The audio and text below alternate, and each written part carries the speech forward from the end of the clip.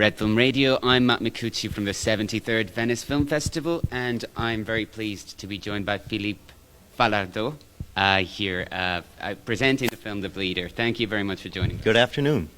So let's talk about The Bleeder. This is basically the story of the real man who inspired the story of Rocky, the famous film. How did you find out about him? Actually, I read a lot of scripts that come from my agent in LA, and he knew that I wanted to do a sport film, so he sent me this way, and so I didn't know about the story. So it became a page turner, knowing that it was linked to real life event, linked to Sylvester Stallone inspiration for writing Rocky, and I kept turning the page and saying to myself, "Really, that happened? Really?" But after that, I also felt moved by the character because he was so flawed, but still so genuine that I thought, why am I forgiving this character all the time? Why do I just want to hug him? What's this quality that's inside of him that fascinated me? And from then on, I called the producer and I said, I think I would be the right person to do this film. Yeah, absolutely. And there is something about identity as well in this film. You know, at the start of the film, he has an identity. He's given an identity as the Bleeder, which is not one he's very fond of. And then this movie comes along, you know. Well, I relate to that. A lot of my films are about identity. And I think all of us can relate also to the fact that we often have to live with a name that people have invented for ourselves. And this guy prefers the fictional character someone invented around him instead of his own real life, and finds out that this is a dangerous spiral down, especially during the 70s in the New York City area, where if you became a celebrity, it would mean like a lot of parties, a lot of girls, a lot of cocaine. So to follow a mirage, and the mirage being an image created in Hollywood of yourself, that can be very dangerous. Right, and the setting and the actual time and place where the story takes place is quite important in the film itself. Yeah, I think it's a character, and that was something, to tell you the truth, that I really was looking forward to.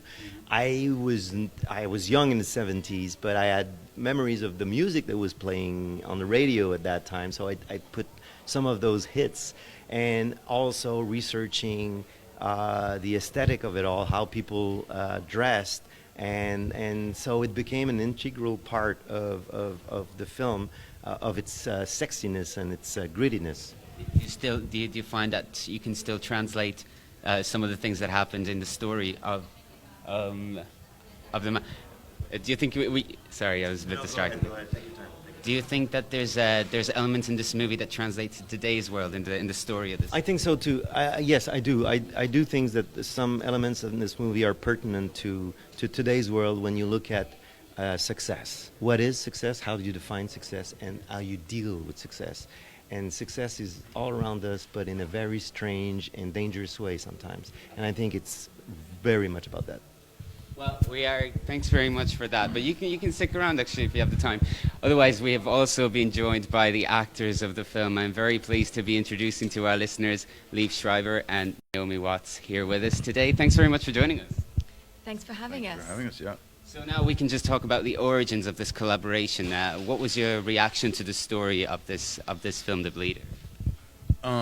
You know, I think I got the script because I've been a big boxing fan for many years, and but ironically, I think this script really grabbed me in its exploration of narcissism, and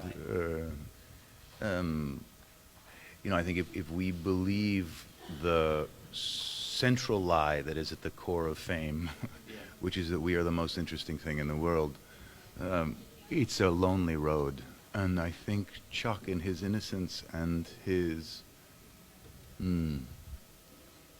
openness, embodies that journey so beautifully. And I think that's captured my imagination, certainly as someone in the middle of his career, kind of going into television and going, oh geez, wow, everyone's going to know who I am now. And so that was an interesting trip. And this movie embodied that. And what about you? you want me to hold it so you don't have to break your back? Good, yeah. Sorry. I know, I saw that. the swing chairs are nice, right? It's true. It's not.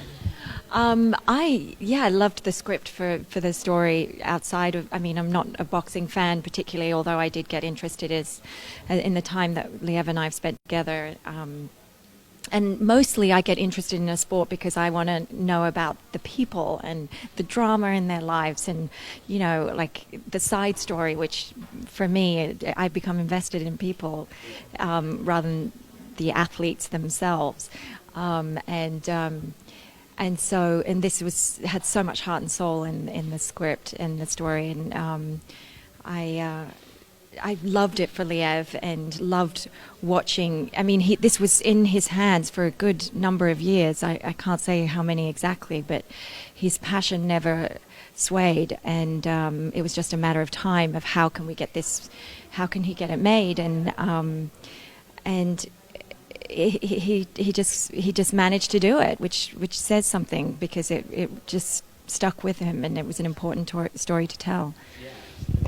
And in terms of actually playing real life, roles that actually exist, real life people, and then there's kind of a sort of a responsibility that comes with that. And what is the kind of preparation, in order to get it just right? Well, when you're playing a professional prize fighter, there's an even bigger responsibility because the danger of actually them not liking the film and taking that out on you could be really catastrophic. I've been boxing for almost 12 years, so I had that in my pocket.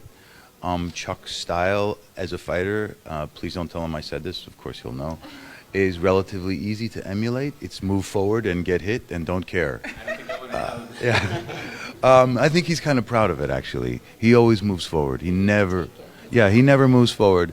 And one of the other things that was really beautiful to hear him say was that it was such an honor to be hit by Ali. And then he really enjoyed. It was probably, the best 15 rounds of his life was fighting with the greatest fighter that ever lived. And he was truly enjoying every punch. And something about that seemed insane to me, but at the same time remarkable and something worth capturing. And I think it speaks to the size of his heart. I think Rocky speaks to that as well. I think that story and that connection, and I think to watch him go 15 rounds with a man who most people said he wouldn't go past 3 with, what drove him to that was really much more interesting to me than the physical preparation, was what kind of cardiovascular determination and actual heart you have to do that. And it, for me, was a combination of will and profound, what's the word? The ability to live inside an idea, and so that suffering is relative. And the idea for him was to show his greatness, was to show his worth, was to show his value, and to be adored and to be loved. That's so profound, that the depth of that for Chuck. And that's also an incredibly self-destructive goal. That's true. I just wanted to ask the very same question to you. Yeah. What's not playing the role of someone who's, Well, there's a responsibility always when you play a real life character, and when they're alive still, that just ups the ante. And you just want to tell the story in as truthful a way as possible. I just had fun listening to Linda and watching her and trying to do something I hadn't done before. But what was most impressive was their relationship and how protective they were of one another, and how loving and cheeky and mischievous they were still at 30 years on into their relationship. But also to watch Liev embody this character and the amount of blood, sweat, and tears that he put into it is really impressive. He, not just the fighting and the preparation for that, but the script and putting a huge amount of energy and love into it, and it developed over, like I said, so many years, it was great to be a part of that. Well, I really enjoyed the film. It's for our listeners, it's The Bleeder. Check it out as soon as you can. Thanks very much for joining us. It was a great pleasure to have you on Fred Film Radio. Thanks so much. Thanks a lot. And this is Fred Film Radio, the Festival Insider. Bye-bye.